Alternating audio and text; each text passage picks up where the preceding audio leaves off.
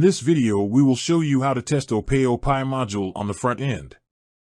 Watch the video configuring Opayo Pi Module first and then watch this video. Click on one of the products, on Add to Basket and then on Go to Cart button. Click on Pay with Card button. Choose Opayo payment method, fill in the test information, consent with the policy and click on Confirm and Pay button.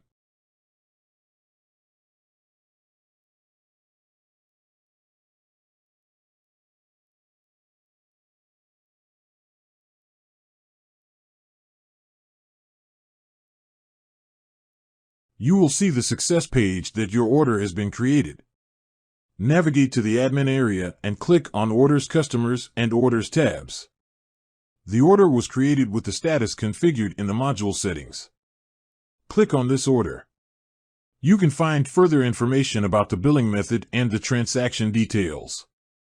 See the links to the videos below demonstrating how to install Opayo Pi Module from admin area and osCommerce account as well as how to configure it.